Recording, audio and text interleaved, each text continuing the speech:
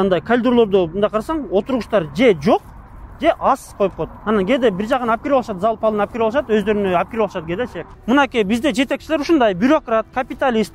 Саат 12 болду, мен обедке кетишим керек. 5 болду, эртең кел.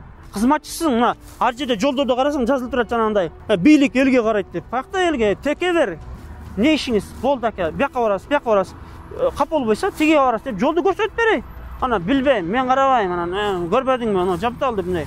А сен элдин кызматкерисиң да сен ак көйнөгүң чеч, анча-мынча күн мындай шаарды арала, анча-мынча 5тен кенде эле кыдыр, шаардын чекелеринде кыдыр, ачкалар жокпу, ким, ыйлагандарын табасың, ачкаларын табасың, моунча сен чындап жанагы ар бир айыл өкмөттө же шаарда бир активисттер болот, активный жан күйгөн адамдар болот да.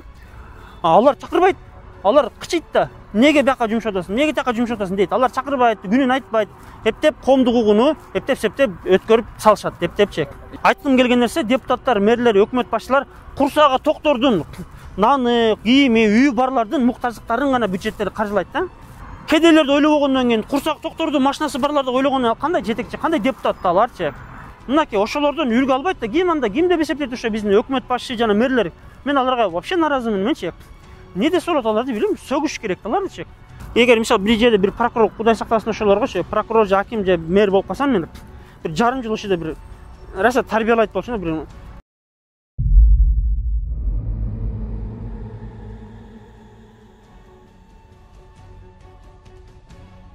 Бисмилла, альхамдулилля. Көптөн бери ойлонуп, ошо айткым келген бир пикирлер бар элек. Алла разы болсун, Илимкени каналына ошол пикиримди коомго угузууга мүмкүнчүлүк бергенине альхамдулилля. Мен адвокат катары, юрист катары бизге өтө көп адамдар кайрылат, жарандар, тургундар, жеке бир көйгөйлөр, маселелер боюнча анан мамлекеттик кызмат тарабынан болгон ар кандай мамилелер жөнүндө ошондой эле биз ишибизге байланыштуу мамлекеттик мекемелерге көп барабыз. Айыл өкмөт, паспортный стол, сот, прокуратура, милиция, кандай гана ишкана болсун, мамлекеттик ишкананын любойуна бутубуз басат да. Биздин бутубуз баспаган мамлекеттик ишкана жок. Ошондой эле мамлекеттик ишкананын ичиндеги бүт кухнясын билебиз. Эмне туура эмес иштер кылат, эмне туура кылат, кайсыл жерде бүт баарын жакшы билебиз да.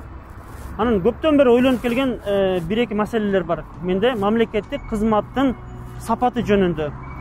Анан кээ бир маселелер жөнүндө. Биринчиден айтып кете турган болсом, жана бизде кыргыздарда сөз бар. Босогосун көрүп төрүнөт дейт, Тура эле айттым да. Мисалы любой мамлекеттик кызмат, бүгүн эле ушул видео көрүп атат да, бүгүн эртең ким болбосун каалаган мамлекеттик ишканага кирсин. Сот болобу, милиция болобу, паспортный стол болобу, айыл өкмөт болобу, сот защита болобу, соцфонд болобу, налоговый болобу, мисалы айырмасы жок. Кайсыгына кирбесин, дээрлик баарында эле ушундай акыбалды көрсөк болот.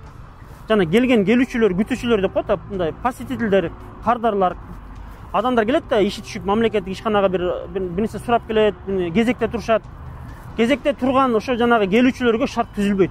Мен буну дайым көрөм, гоуду кайкырбайын, дайым көрөм, дайым сүрөткө тартып алам, видеого тартып алам менчи.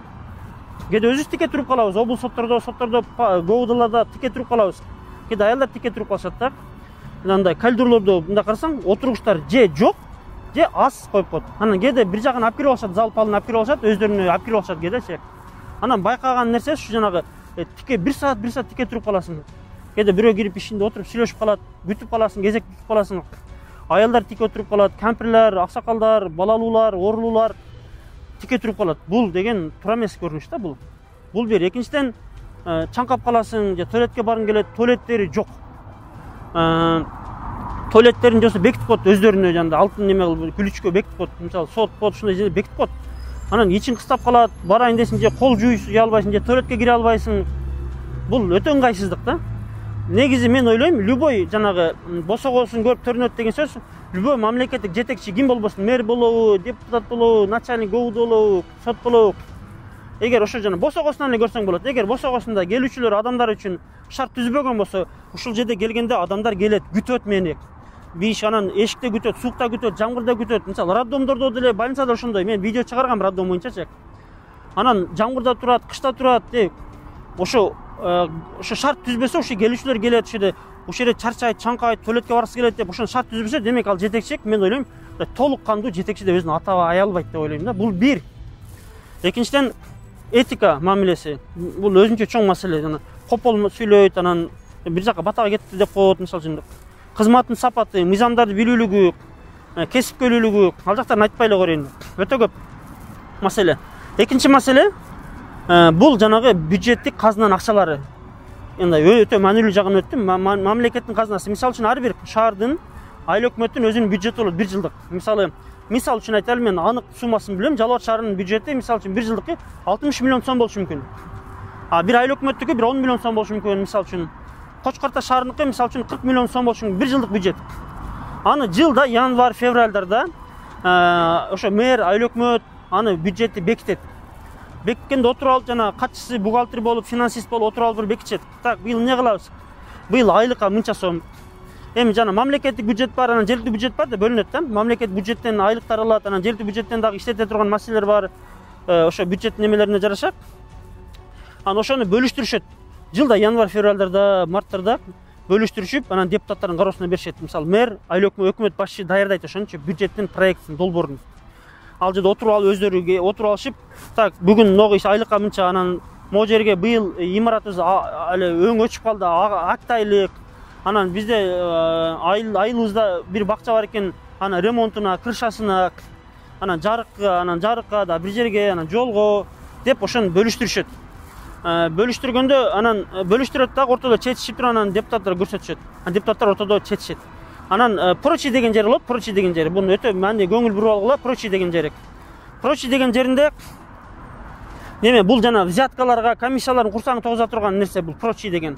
Бул прочий деген ар кандай бир каралбаган бир багыттар, чыгымдар да, мисалы кагаз, свет, краска, бир майда чүйдөн нерсе. Ошонун ичинен комиссия келсе чайпай, бензинде иштетет да, ошону кагаз алдык деп жабып коюшат. Бул прочий деген ушундай калаган жак иштетсе боло берет деген маселе алчы. Калгандарын иштетиш кыйын, мисалы үчүн светке деди, анын свет отчеттор бар, мындай тура эмес иштетиш кыйыныраак кичине, бирок мүмкүн. Эми бюджетти бекитеби, анан депутаттар ортодо эле чечип алышат. Кээде дагы мындай учурлар болот, бюджетти мисалы үчүн мен өзүм күбө болгом, бир нече жыл мурун көчмөндөрдүн оюна деп 300 миң бекитишкен. Мен өзүм көргөн бюджеттичи. Анан кийин да өзүм күбө болгом, бир киши айыл өкмөт иштеп кеткен экен, бир канча жыл 60 жылдык юбилей болуп аттыр. Ошого 15 миң бөлөлү бюджеттен деди. Бюджетте 15 жыл киргизип коюшту 15 миң. Иштеген экен ошону сый урматына деп. Менде эки маселе турат азырчы. Биринчи маселе, бюджетти бекитип атканда негизи булар коомдук угуу жүргүзүш керек, өкмөт башчы. Элдер чакырат, жосу мэр чакырат. Кегиле биз бюджет бекитип атабыз, бул эл сенин акчаңар. Мынакей мен ного жумшайлы деп чечтим. Депутаттар бекитпей туруп, эл силер көрүп алгыла деп туруп, аксакал бүт баарын чакырышы керек негизи. Бирок аны өткөрүшөт.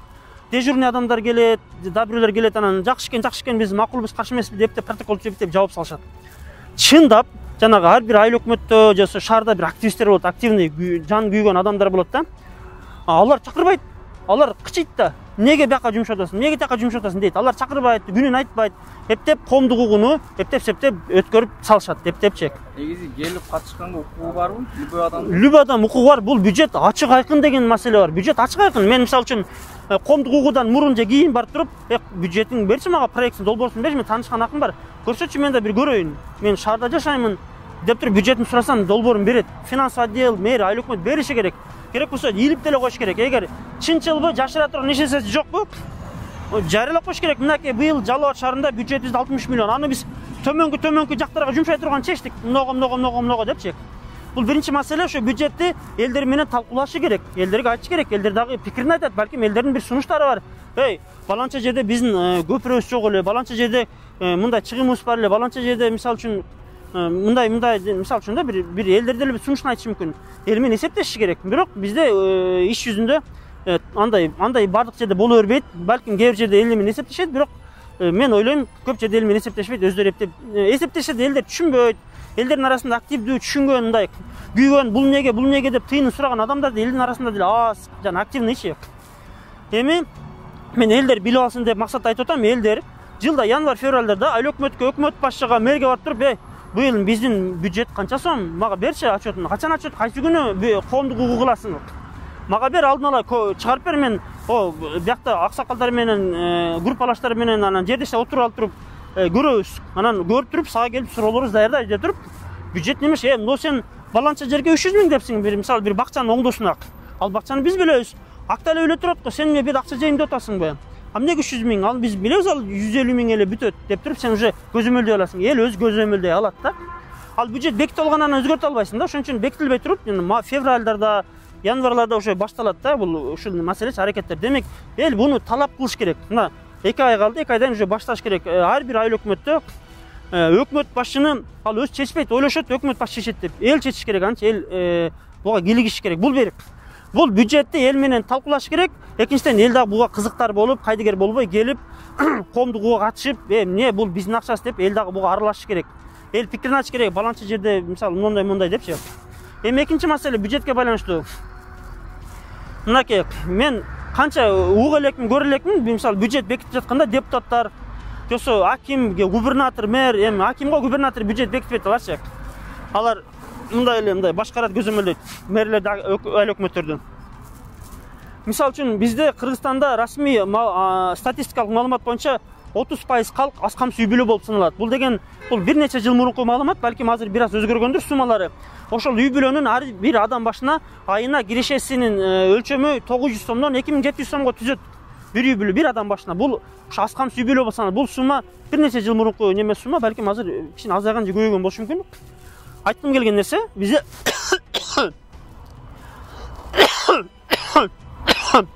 депутаттар, мэр, өкмөт башчы ачка отурган кедей, мискин, ошо жанагы наны жок үй бүлөлөр бар. Биз жамаатыбыз бар биякта, мусулмандар жамааты бар, эжелер, карындаштар, таксалар, ишкерлер.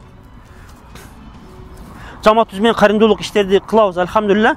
Тияктан бияктан жардамдар келип калат. Ишкерлер берет, таксалар берет, ушунда тыйыны бар эле муктаждарга берип коелат деп. Биз муктаждарды билебиз, көрөбүз, жашообуз кандай.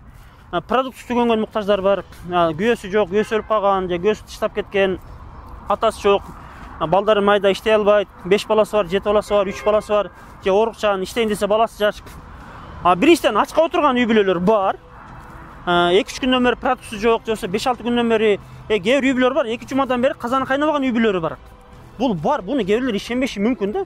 Бирок анык эле бар. Андан тышкары кийими жок үй бүлөлөр бар. Балама мектепке кийими жок эле, эски кийип барат, жыртык кийип баратат, былтыркысын кийип баратат, кийими жок, мектепке бара албай атат деген кийими жоктор бар. 2. Үчүнчү, үйү жок үй бүлөлөр бар. Үйү жок. Жана бир нерсе болуп квартплатын төлөй албай чыгып кетип, жосо бир нерсе болуп көчөдө калып 2-3 күн квартира таппай калып, анан нары түртүлөт, бери түртүлөт, үйү жок. 3 нерсе.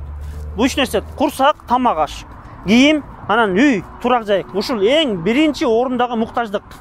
Бул 3 муктаждык чыдабайсың. Буну сен эртең жейсиң, бүрсүгүнү жейсиң, бүгүнчө көчөдө жатып тур деп бул муктаждыкты жылдыра албайсың 2 күн нары күнгөчө. Ал эми берки жана көчмөндөрдүн оюна барбай койсо 300 миңге. Бул анык эле болгон нерсе Багыш айыл өкмөтүндө. Биринчи 300 миң. 15 миң сом деле ошо Багыш айыл өкмөтүндө болгон. Жана бирөөнүн үй бүлөйүнө. Карагыла, 3 муктаждык. Турсак, кийим, турак жай. Буну жылдырып кое албайсың. Буну чыдаса болбойт буну.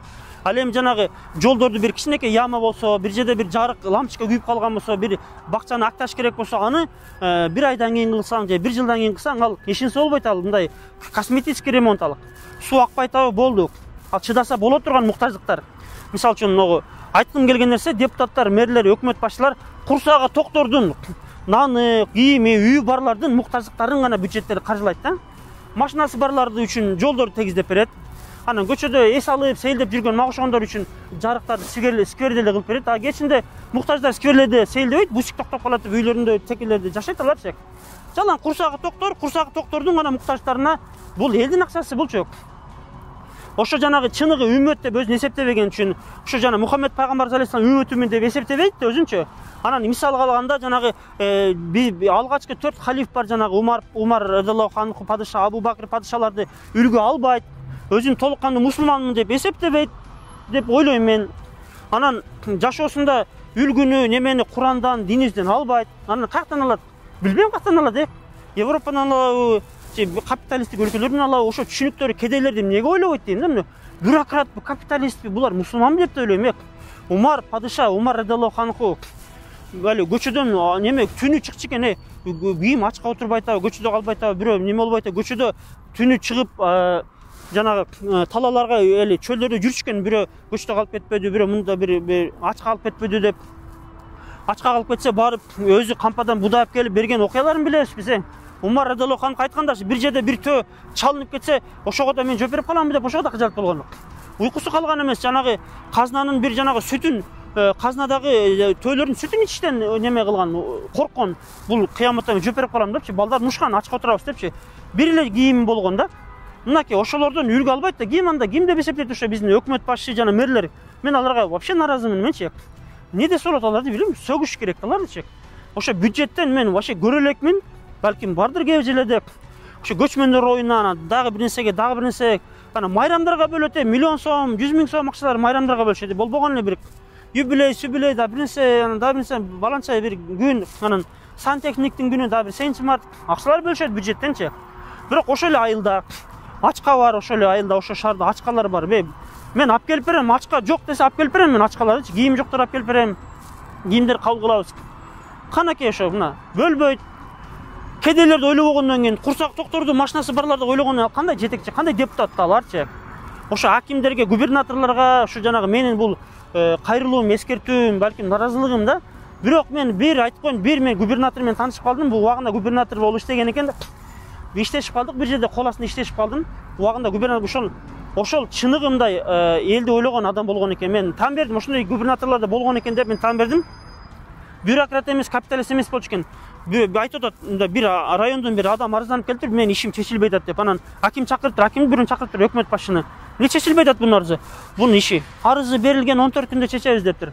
Сен 14 күн арыз парыз деген башым ортпагын дедим. Чечкин ишин дептир. Мынакей бизде жетекчилер ушундай, бюрократ, капиталист. Саат 12 болду, мен обедке кетишим керек. 5 болду, эртең кел. Айдан келген ооруйт, бел ооруйт, жолго зорго жол керек оорот келди. Сен болсо анан саатын минуттан карайсың, бири ачка калсаң иштесе болбойсуңбу же? Туурабы? Мынакей биздин мамлекеттик кызматкерлердин жүзү. Келүүчүлөргө шарт түзбөйт, тике турушат, белдер ооруп, туалеттерин бекитип алышат. Чаңкадыңызбы же, мынакей чай, мынакей суу, мына ысык суу, мынакей стакан, мынакей чачык, мынакей суу. Отуруң эже, мына жумшак диван атайын немелерге. Ошо мен көргөм канча жетекчи. Мен ошо бети жок жетекчи деп эле билем, ошолорду жок. Мен факты бар, айтпай эле коеюн ошо жетекчинчи. Мен просто ошо келүүчүлөр боюнча шарт түзүп бербейсизби деп кайрылган, мен кирсем ошо жетекчи. Кабинетинде кондиционер турат. 30 жумшак креслолор турат, андай бир мебелдер турат. Турат ошо бир жумада бир жанандай пандемия күнү чогулушта отурат кызматкерлери. Мынта отурат собранияда, элдер күтүрүп отурушат. А сыртта элдерге скамейка жок. А өзүнүн кабинетин шикарный кылып алган, жумшак мебель, ысык суу, кондиционер. Элдерге кондиционер кой, ошо мебелдерин сыртка чыгарып кой ошо элдерге. Сен ошо жанагы салык төлөөчүлөрдүн эсебинен сен ошо айлык алатасың да, ошо кызматчысың. Мына ар жерде жолдордо карасаң жазылып турат жанагындай. Неме деп? Бийлик элге карайт деп. Пакта элге текебер. Текебер жетекчилер, кызматкерлер бар. Бирок акыркы мезгилде кичине өзгөрүүлөр болду, жана сылык болуп, айлыктар көтөрүп, кичине мындай тартип өзгөрүүлөр башталды, кичине алхамдулилла. Бирок баары деле бар. Оңдой турган жерлерибиз көп. Эми мен өзүм ошо жетекчилер акаларым болот, мисалы үчүн мен анча тааныйт. Мен укасы, мен айтпасам, бетин айтсам неме болот, анан видеолорун чыгарып салгым келет кеде. Мынакей облус сот, мынакей говуду карагыла, коридорлорунда отуруш жок деп, анан кийин ука мага айтпайт белең деп айтат. Анан эми бул видеону көргөндө ошо говуду начальный прокурор, увуду, суудулар өнчө решеткаларга бекинип албайык. Адам келгенде, эне каяктан келдиңиз, эмнеге келдиңиз, эмне ишиңиз, болду ака, бияка барасыз, кап болбойсо тиге барасыз деп жолду көрсөтүп берейин. Анан билбейм, мен карабайм, анан көрбөдүңбү, анан жапталды мындай. Кайдыгер мамиле. Бул сен ошо жана келүүчүлөр, ошо карапайым адамдарга сенде сүйүү, сыйырмат бир мындай кичпейилдик болбосо сен кандай мамлекет кызматкерсиң? Сен аманат бул, жана ошол бюджеттин казынасы ар бир сомок аманат. Хадистерде келет, жетекчи болгондор кыяматта сөзсүз өкүнүч болот жетекчилергечи. Тим более бул 6 миллион элдин акчасы бул жердечи. Кантип сен жооп бересиң сен? Ачкалар ойнойт отурса, Жалалатта, Жипромдо, анан жагы Матросовада, жанагы Шопоковада, Дачада ошончо муктаждар бар. Ака продукты барбы? Продукты келтабы? Бизге берип коесузбу, карлашып коесузбу дейт. Анан каяктан продукт алсам деп ойлоном. Турак жай издеген үй бүлөлү көп. Ошо мэр же губернатору бир 5 этаж, бир этаж общежитие салып койсо болбойбу, бир комната алып.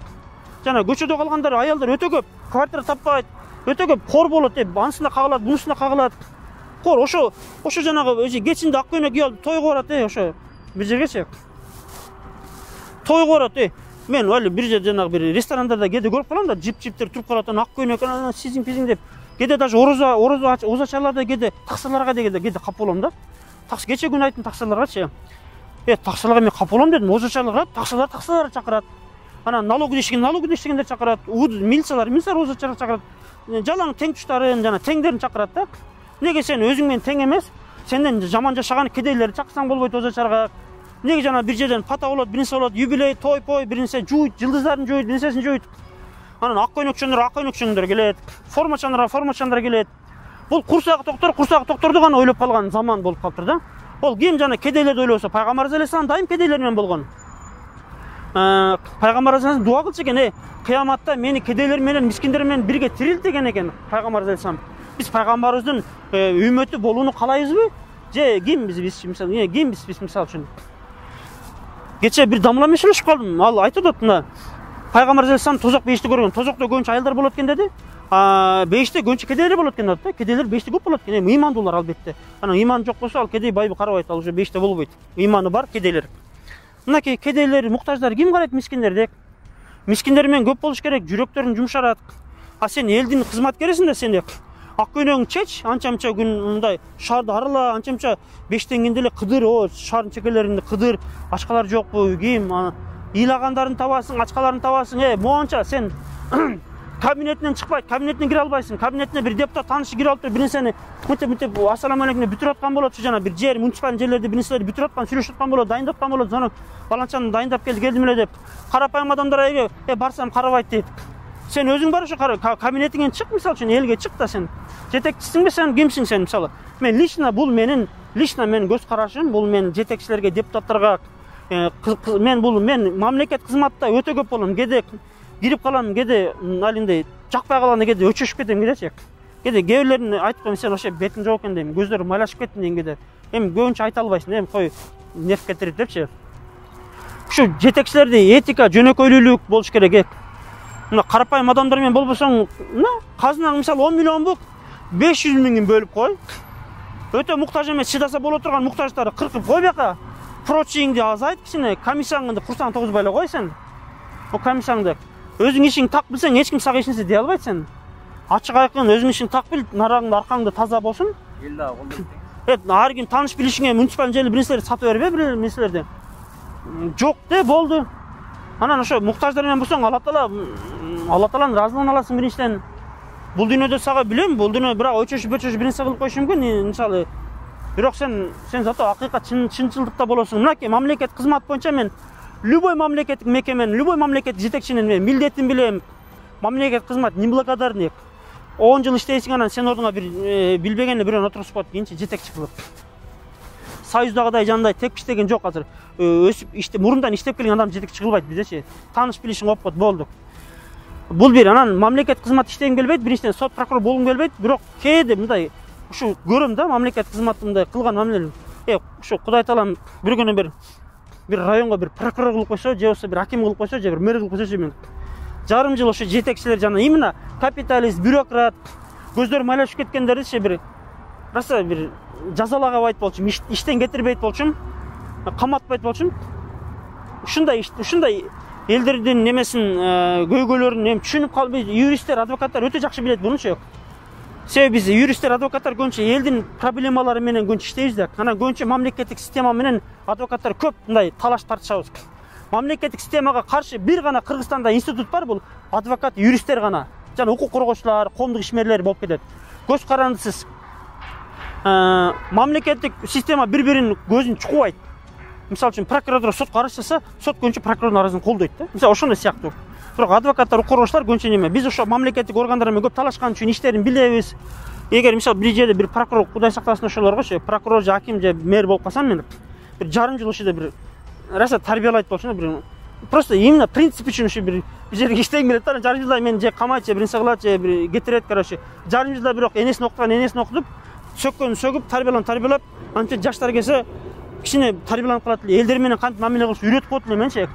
Ошо турулат бир жумада, так ушул жума паспортун столдо тынбай болом деп туруп, мени күндө паспорт столдо турулат ушо дечи.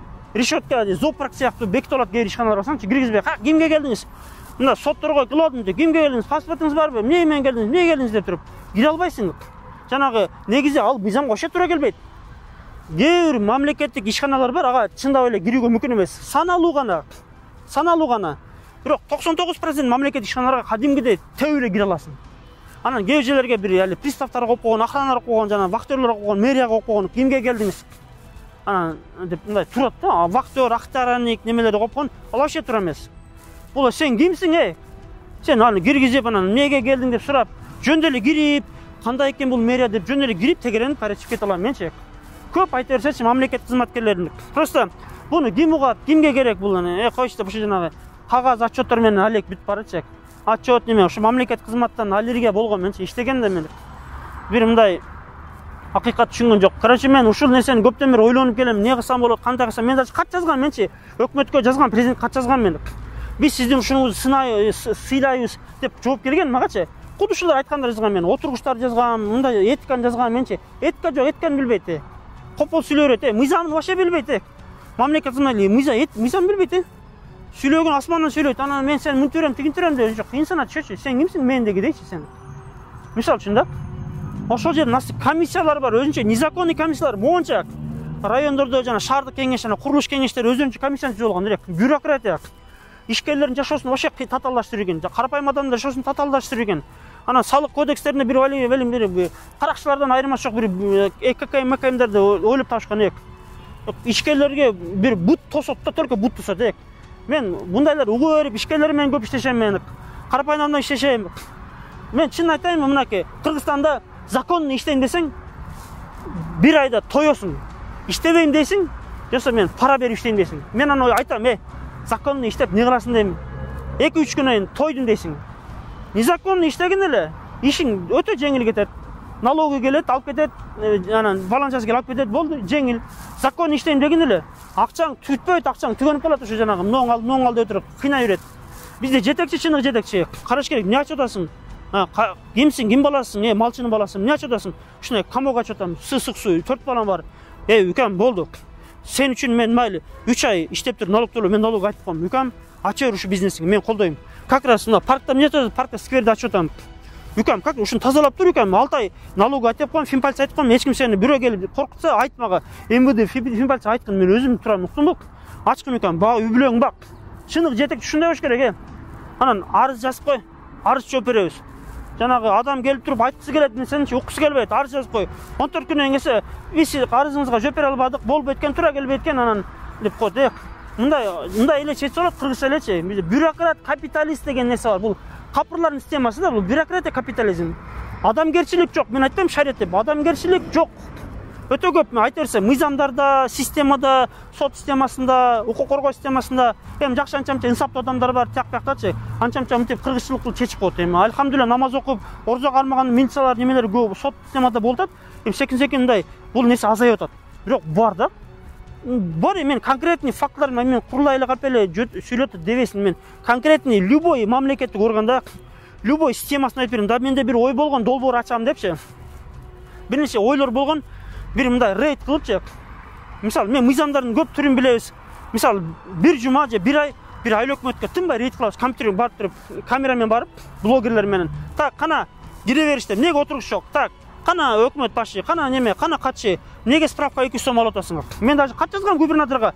Айыл өкмөттөрдө незаконный справка талап кылат. Жанагы жашаган жерин тактама алганда, жанагындай налогун төлөп кел, ал пособияга тактама алат, ачык отурат ал, сен жер налогун төлө деп. Вообще мыйзамда жок алнай. Жок.